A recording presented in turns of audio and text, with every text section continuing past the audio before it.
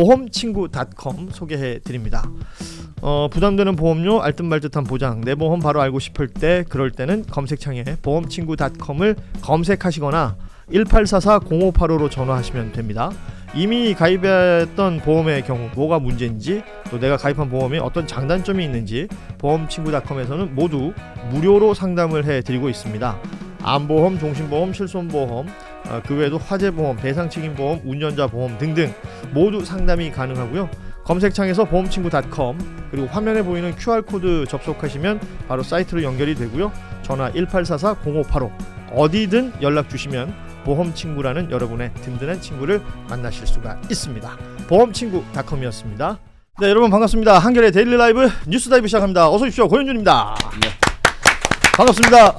오늘 월요일 함께해 주실 세 분 소개해 드립니다.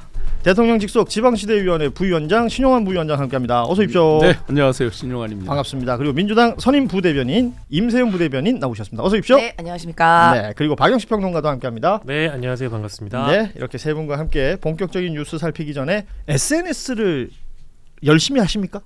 저는 직접 다 제가 합니다. 네. 예, 그래서 아마 우리 많은 이제 정치인분들 계시잖아요. 그 중에서는 그래도 꽤 하는 편. 손가락에 들어갈. 그러면 이재명 대통령하고 비교해 보면 거기는 대통령이 지금 엊그제 대통령님께 은혜를 하나 입었죠. 어떤? 제가 소녀상 예. 을 하나 올렸는데 갑자기 이게 극우들이 좌표를 찍어가지고 예. 댓글에 막 그 쌍욕부터 시작해서 수도 없이 달리고 지금 11만 페북에서 11만 클릭이 된 거 쉽지가 않죠. 11만 클릭이 된 거 막 극우들이 수도 없이 와가지고 근데 이제 저희 또 민주진영의 분들이 뭐 수도 없이 또 오셔가지고 좋아요를 5천을 넘기고 했는데 그 다음 날 대통령께서 SNS로 구구 사람 사는 세상엔 사람이 살아야 된다. 그렇죠. 하면서 짐승 같은 이제 사람들에 대해서 아주 강력 비판하는 거를 그 다음 날 주셔서 제가 아주 굉장히 기쁘게 맞아요. 살아났습니다. 그 댓글 때문에 아주 시달렸는데 평화의 소녀상 이슈 관련해서도 SNS에 글을 올린 바가 있죠, 대통령이. 네. 그 김모라는 사람 뭐 이제는 보니까 이제 학교 안에 설치되어 있는 소녀상들 관련해서 문제 제기하면서 계속 뭐 플래카드 들고 뭐 이상한 소리를 하고 있던데 시리즈로 계속 찾아다니면서 하는데 제가 이제 이렇게 장갑 뭐 핫팩 이런 걸 했더니 여름에는 아예 에어컨을 갖다 놔라 뭐 별의별 하여튼 황당한 소리를 다 정말 하고 이상한 사람들도 많은데 하여튼 대통령의 이제 강한 메시지가 이게 이제 고발로도 이어져 있는 상태고 이제 수사가 필요하다라는 얘기까지도 했었던 거고 사실 SNS 얘기를 시작한 이유가 주말 사이에 이재명 대통령이 그 X 그 소셜 미디어 X에 여러 개의 글을 올렸습니다. 대부분 부동산 관련된 이슈들의 이야기였는데 처음에 올린 게 그 토요일 날 보면 비정상의 정상화, 부동산 투기 억제는 실패할 것 같나요?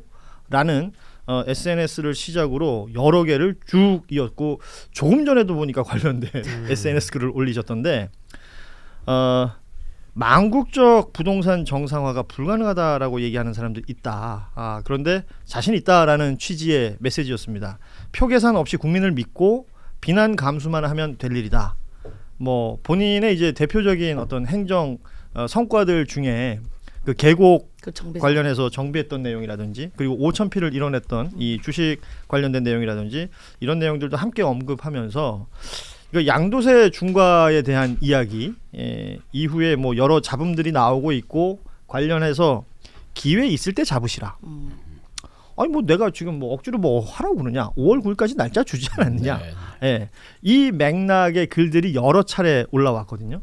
일단 SNS 어떻게 보셨는지? 뭐 저는 가장 큰 배경은 이제 대통령이 최근에 SNS를 굉장히 활발히 하시는 것 같더라고요. 빈도수가 확 늘었는데 그 말인즉슨 뭐랄까 이제 본인의 정책 행보라든지 뭐 외교 행보라든지 이런 것들이 성과를 충분히 냈는데도 불구하고 뭔가 조명받을 만한 분위기가 형성이 안 됐다라는 그 안타까움이 있는 것 같고요.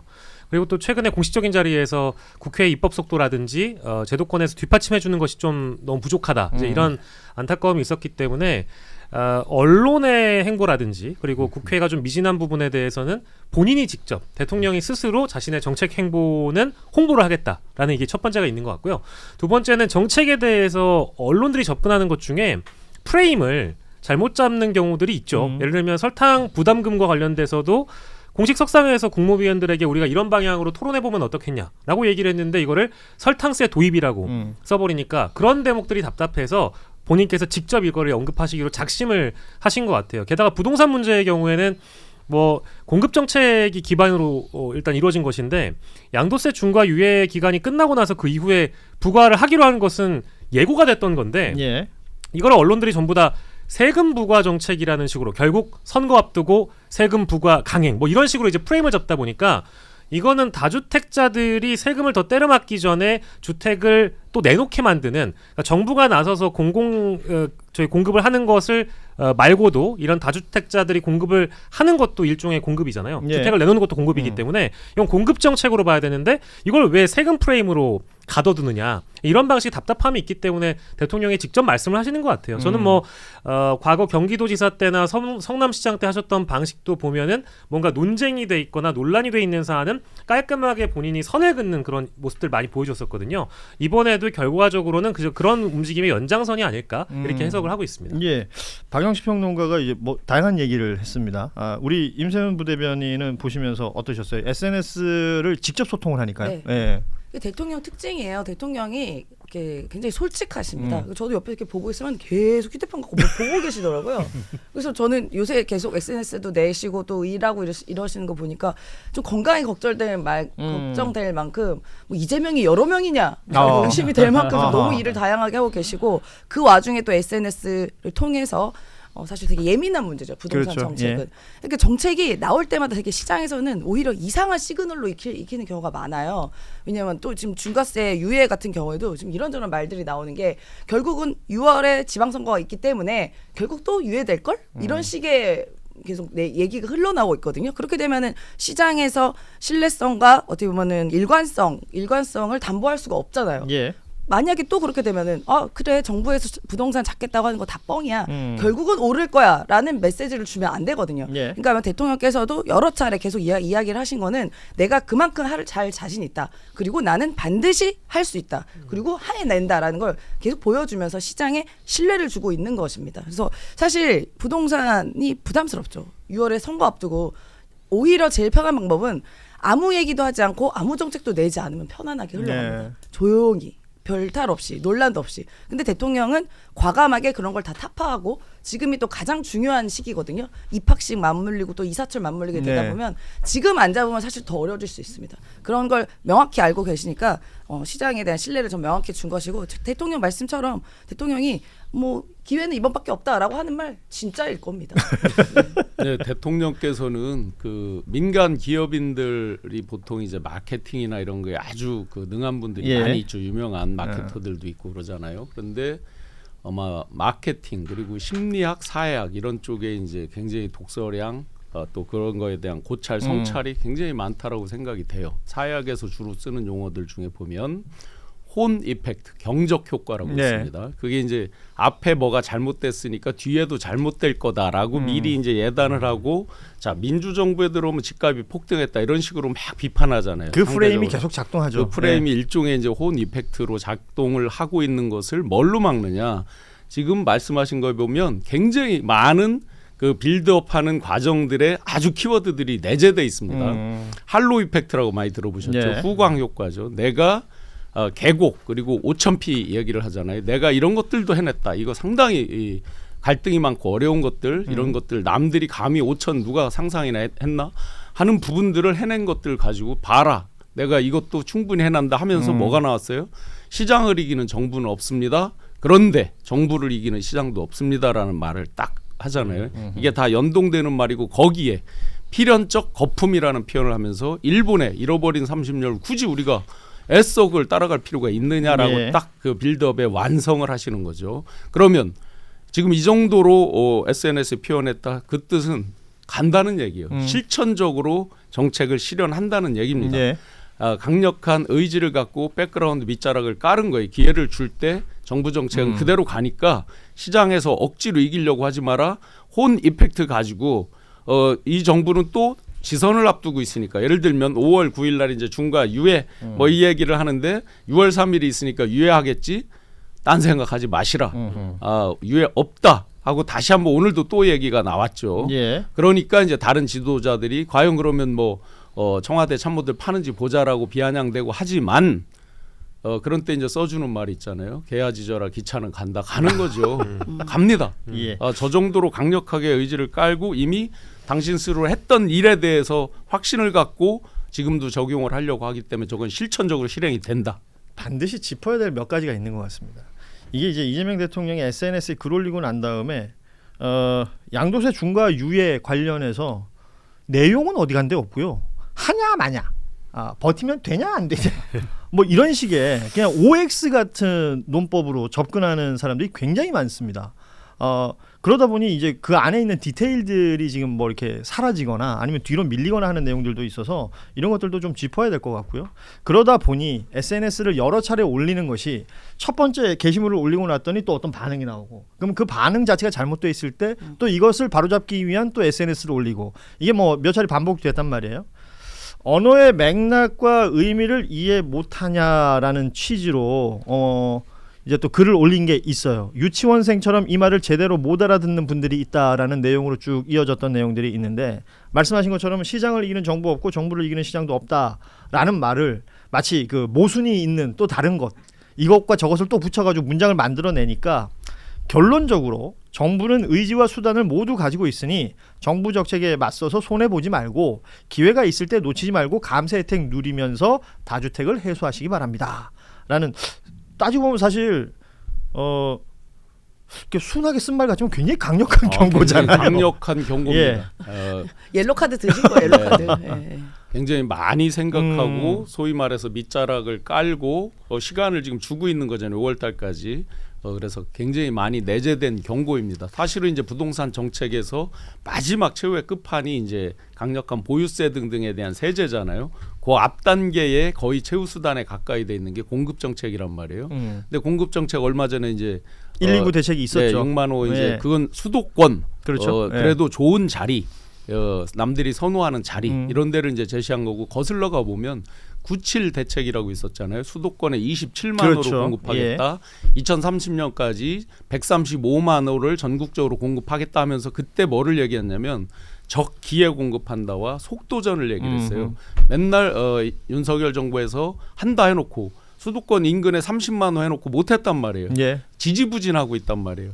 그런데 그걸 속도를 맞추기 위해서 LH 등등의 공적 역할을 강조를 예. 했습니다. 그러면 이번에도 청년, 어떤 그 여성, 그 다음에 독거 등등을 이렇게 강조하고 하는 걸 보면 속도를 맞추기 위해서는 공공, 그러니까 그렇죠. 민간 분야 이런 예. 거보다는 이제 공공 이런 쪽을 강조해서 지금 하고 있기 때문에 이건 단순히 그냥 민간에 맡겨서 세워라 내어라 분양가 맞출 때까지 기다리거나 일부러 뒤로 늦추거나 하는 경우가 비일비재하잖아요. 그런 게 아니라 속도전을 해서 적기에 공급하겠다는 의지도 강력히 표명하고 예. 있는 것이죠. 지금 뭐 대통령이 SNS 올리신 게 이제 보통 뭐 작년 기준으로 따지면은 하루에 1.5개에서 2개 정도 하셨다고 하더라고요. 근데 작년에는. 이제, 작년에는. 근데 이제 어제 오늘 사이는 제가 지금 다 세봤거든요. 8개를 올리셨네요. 그러니까 이게 한 2업에 더 늘어나게 된 건데, 그러니까 저는 이제 이런 절박함이나 대통령의 간절함은 이제 어디에서 오는가를 아까 처음에 좀 말씀드렸으니까, 이 정도로 어떤 대통령이 그 정책 홍보에 대해서 갈급하게 된 어떤 배경은 무엇이냐, 이런 걸 좀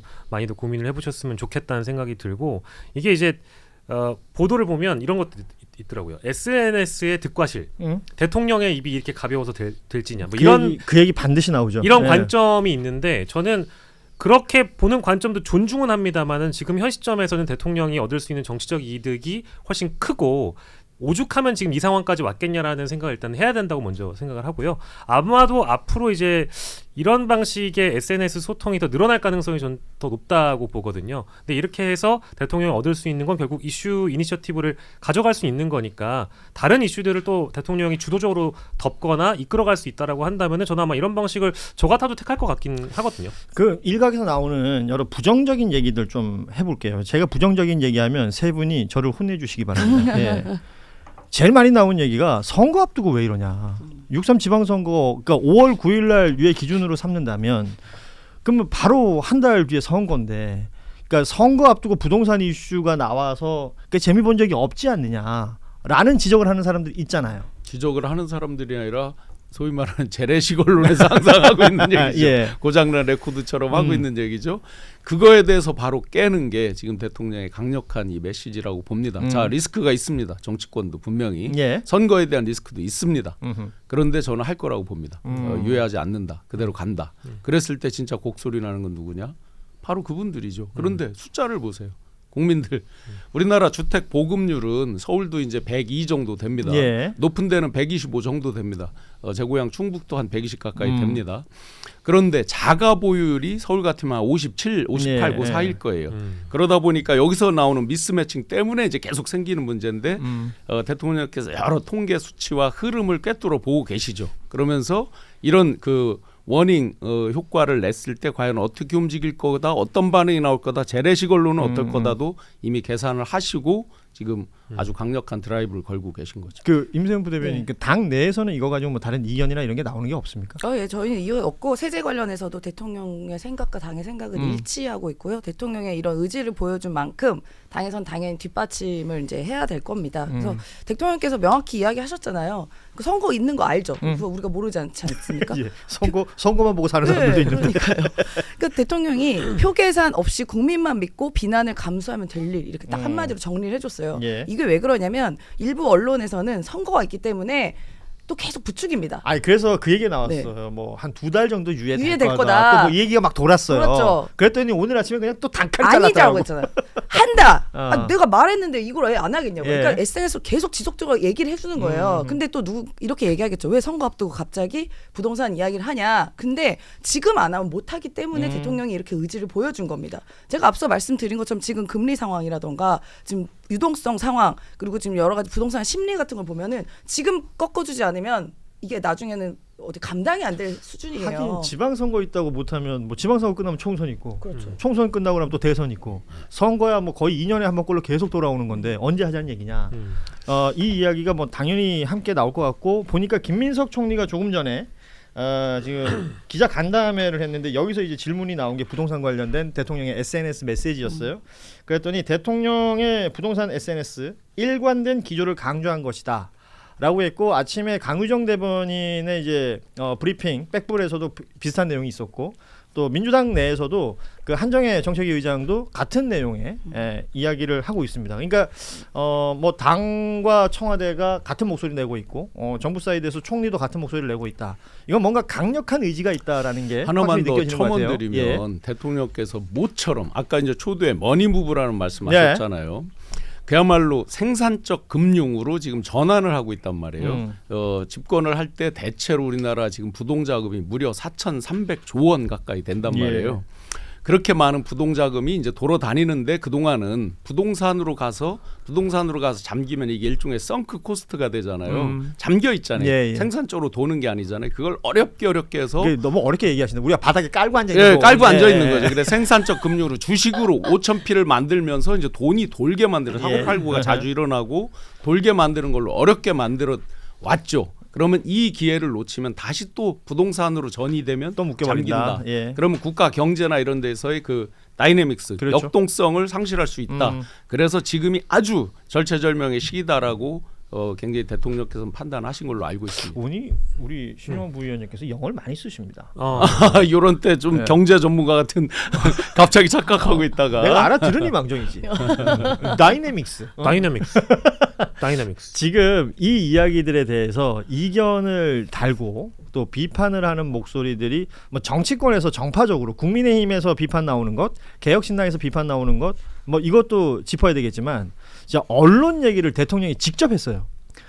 파이낸셜 뉴스 기사를 하나 링크를 하면서 왜 이러냐, 정론 직피를 못하더라도 망국적 투기 두둔이나 정부 억가는 자중해달라라는 메시지를 냈습니다.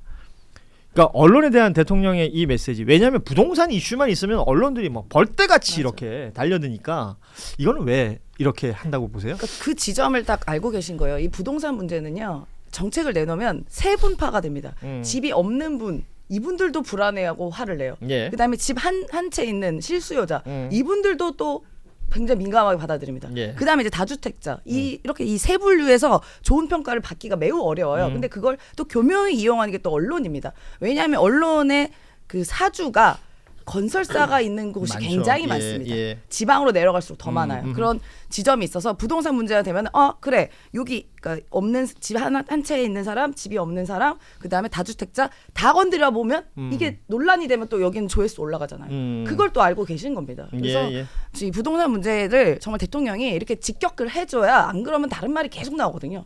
너무 잘하고 계신 거죠. 그러니까 이제 기존에 이게 좀 누적됐다라고 봐요. 저는 이번 케이스만 이게 대통령이 지적하셨던 게 아니고 예. 과거에도 이제 이재명 정부 들어오고 나서 뭐 어떤 정책이 나오든 뭐 어떤 뭐 심지어 뭐 오피셜 발표가 대변인으로부터 나오든 간에 있는 그대로만 쓰는 것이 아니고 거기에 또 왜곡이 들어가거나 허위 과장된 내용들이 언론을 통해서 이제 릴리즈가 되다 보니까 그것을 또 한 번 다시 재해명하고 해명하는 과정에서 오는 어떤 피로도 그리고 이 정책 집행의 속도가 더 늦어진다라는 것 이런 차원에서는 굉장히 시간 낭비고 국가적 에너지 낭비라는 것을 대통령도 알고 계시기 때문에 도저히 해도 안 되겠다 싶은 부분은 바로 짚고 넘어가야 돼야 되겠다라는 싶은 부분이 아까 얘기했던 설탕 부담금 얘기인 것 같고요. 이번에 부동산 문제도 마찬가지고 뭐 부동산 기사를 쏟아내는 언론사 사주나 언론사들의 입장은 뭐 앞서서 이제 임세현 대변인께서 말씀을 주셨으니까 향후에도 아마 어떤 A란 주제를 던지면 A 다시로 가거나 뭐 B라고 해석하거나 C라고 해석하는 일들이 비일비재할 거기 때문에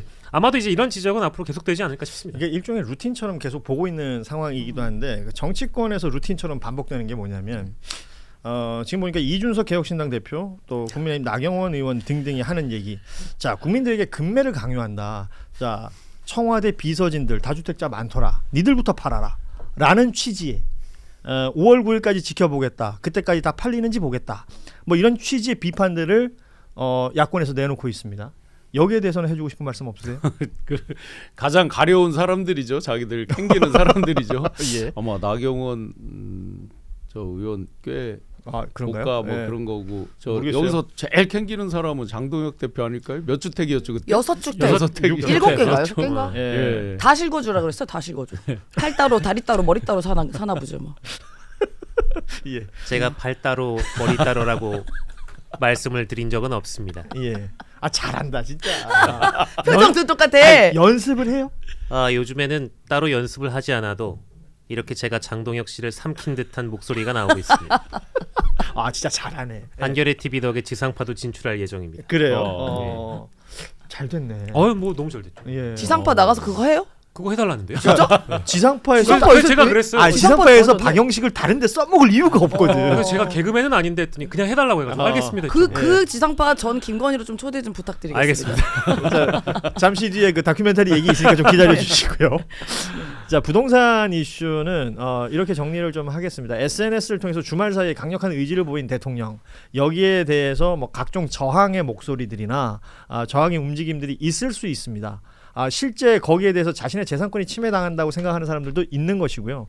본인하고 직접적인 관련이 없으나 뭔가 이상하다, 뭔가 비판해야 되겠다 이렇게 생각하고 있는 사람들도 있는 것 같습니다. 그리고 정파적으로 무조건적 비판을 하는 경우들도 있는 것 같습니다. 자, 5월 9일까지 한번 보자고요. 그 이후 상황을 또 기다리는 것도 굉장히 중요할 것 같고, 대통령이 했던 말 중에 사실관계를 틀린 말은 없지 않는가.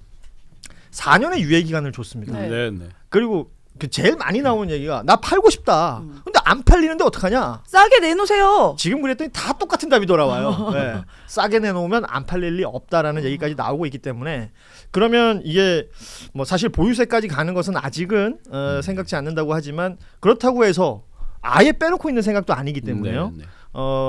그러니까 양도세를 중과해서 유예해주는 기간이 끝나고 났을 때 그때까지도 처리가 안 된다면 또 어떤 대책들이 있을까 또 한번 볼 필요가 있을 것 같습니다. 행정행위에서 그 가장 중요한 건 이제 안정성이고 지속성이죠.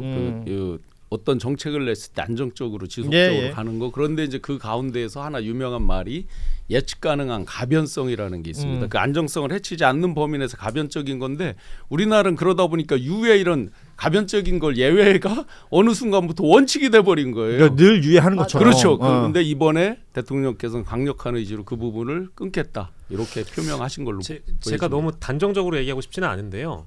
이재명 정부에 와서도 부동산 정책에 약발이 들지 않고 부동산 즉 이제 서울 집값 안정이라든지 전국적인 어떤 부동산 안정을 확보하지 못한다면 저는 어느 정도도 못할 것 같다는 생각이 들어요. 왜냐하면 이렇게 강력하게 어떤 대통령의 의지를 가지고 밀어붙였던 경우가 많이 없기 때문에 특히 이제 집권 초반에 이걸 하지 않으면 나중에 더 어렵다라는 예. 생각이 있어서 뭐 모르겠습니다. 뭐 정치인들이 늘 여론을 신경 쓰고 표 계산 안 하는 정치인 뭐 없다고는 합니다만은 대통령의 이 의지가 지방선거를 넘어서도 뭐 저는 좀 과도할 정도로 세금을 더 매겨도 된다라고 생각하는 주의자여가지고 여기에서 끝나지 않았으면 좋겠다는 생각이 들고 뭐 아까 이제 고현준 앵커께서 얘기를 안 해주셨는데 대통령께서 그 게시물 올린 것 중에 그 사례를 하나 소개해드리려고요. 직접 이제 기사를 링크해가지고 개포 4억 낮춘 금매 나와 이 기사를 대통령이 링크를 달았더라고요. 그러니까 이제 이게 뭐 개포동이라고 하니까 그 싼 가격은 절대 아닙니다.